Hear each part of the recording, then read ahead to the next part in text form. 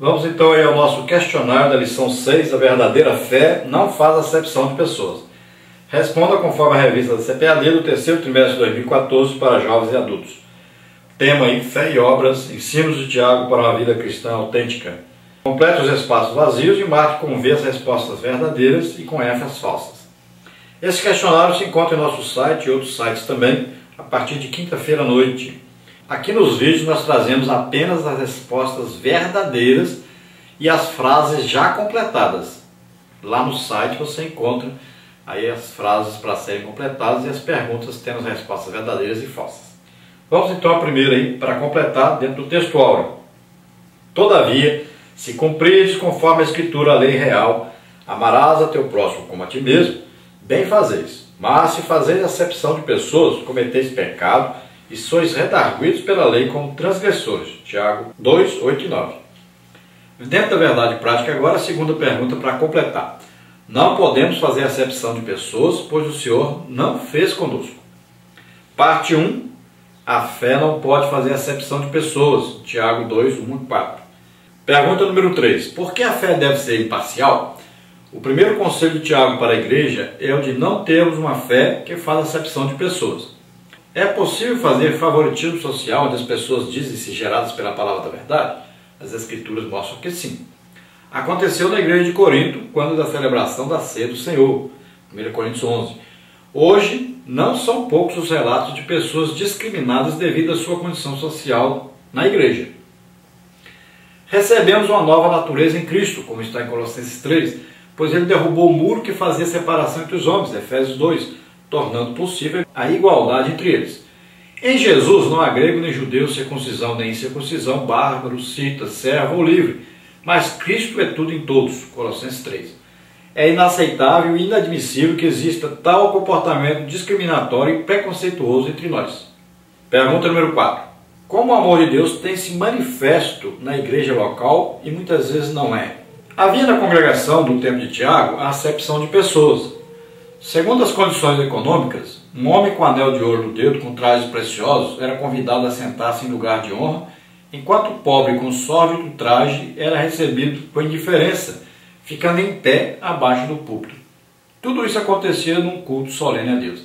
A Igreja de Cristo tem como princípio eterno produzir um ambiente regado de amor e acolhimento, e para isso não há judeu nem grego, não há servo nem livre, não há macho nem fêmea, porque todos vós sois um em Cristo Jesus. Gálatas 3. Pergunta número 5. Não sejamos perversos. Complete. A expressão juízes de maus pensamentos, aplicada no texto bíblico para classificar os que discriminavam o povo nas reuniões solenes, não se refere às autoridades judiciais, mas aos membros da igreja que, de acordo com a condição social, se faziam julgadores dos próprios irmãos.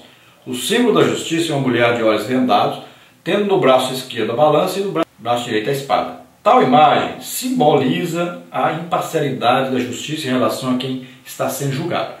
Portanto, a exemplo do símbolo da justiça, não fomos chamados a ser perversos juízes, mas pessoas que vivam segundo a vontade do Evangelho. Este nos desafia a amar o próximo como a nós mesmos. Marcos 12. Parte 2. Deus escolheu os pobres aos olhos do mundo. Tiago 2, 5 a 7.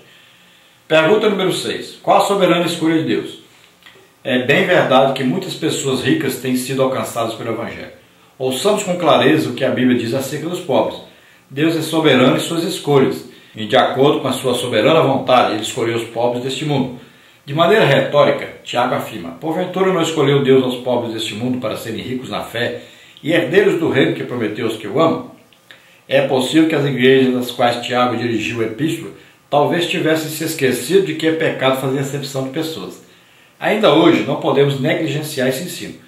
O Senhor Jesus falou dos pobres nos evangelhos, Lucas 4, Mateus 11.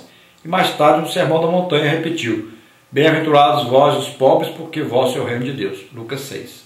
Pergunta número 7. Qual a principal razão para não desonrarmos o pobre? Então, apesar de Deus ter escolhido os pobres, a igreja do tempo de Tiago fez a opção contrária. O meu irmão do Senhor traz à memória da igreja que quem a oprimia era justamente os ricos. Estes os arrastaram aos tribunais. Como podiam eles desonrar os pobres, escolhidos por Deus, e favorecer os ricos que os oprimiam? É triste quando escolhemos o contrário da escolha de Deus. As palavras de Jesus ainda continuam a falar hoje. O Espírito do Senhor é sobre mim, pois que me ungiu para evangelizar os pobres e enviou-me a curar os quebrantados do coração, a pregoar a liberdade dos cativos e dar vista aos cegos, a pôr em liberdade os oprimidos e a anunciar o ano aceitável do Senhor. Lucas 4. Somos os seus discípulos? Então, para sermos coerentes com o Evangelho, temos de encarar a missão de Jesus. Desonrar o pobre é pecado. Pergunta número 8. Por que os crentes da época de Tiago desonraram o Senhor? Complete. Após lembrar a igreja da escolha de Deus em relação aos pobres deste mundo, Tiago exorta os irmãos a reconhecerem o favoritismo que há dentro da comunidade cristã. Mas vós desonrastes o pobre. Já os ricos são recebidos com toda a pompa. No versículo 7, o meio-irmão do Senhor pergunta: porventura não blasfemam eles, os ricos, o bom nome que sobre vós foi invocado? Estamos à frente de algo reprovável diante de Deus: a discriminação social da igreja. Por isso é que o favoritismo, a parcialidade e quaisquer tipos de discriminação devem ser combatidos com rigor na igreja local, principalmente pela liderança. Esta deve dar o maior dos exemplos. Quem discrimina não compreendeu o que é o Evangelho. Parte 3. A lei real, a lei mosaica e a lei da liberdade. Tiago 2, de 8 a 13.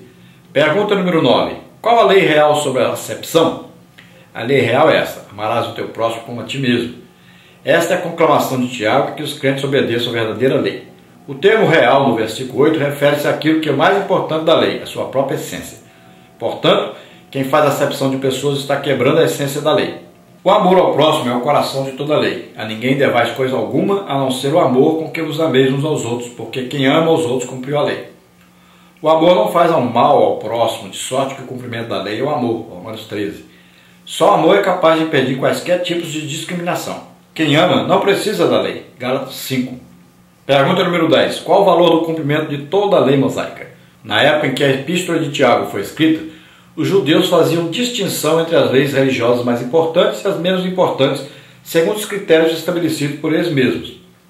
Os judeus julgavam que o não cumprimento de um só mandamento acarretaria a culpa somente daquele mandamento desobedecido.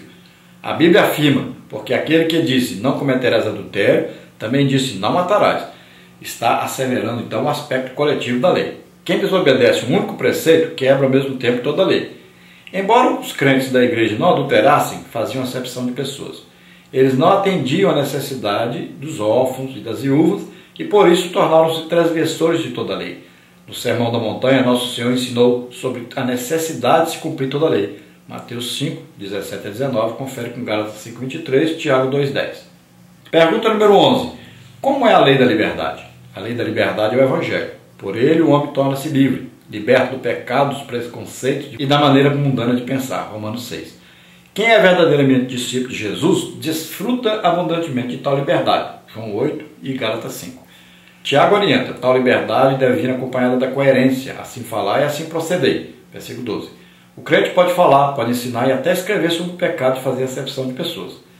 A conduta do crente em relação aos irmãos que demonstrará se ele é de fato um liberto de Cristo ou um escravo deste pecado. Agora, dentro da conclusão, pergunta número 12 para completar. O segundo capítulo da Epístola de Tiago é uma voz do Evangelho ecoar através dos tempos. Ele rotula a acepção de pessoas como pecado, lembrando-nos de que Deus escolheu os pobres deste mundo para serem ricos na fé e herdeiros do reino que prometeu aos que o amam. Assim, se a nossa vontade estiver de acordo com a vontade de Deus, amaremos os pobres como a nós mesmos e conscientizar-nos-emos de que este amor exige de nós ações verdadeiras, sinceras e não apenas de vãs palavras religiosas que até mesmo o vento se encarrega de levar. Tiago 2, de 15 a 17. Glória a Deus, aleluia.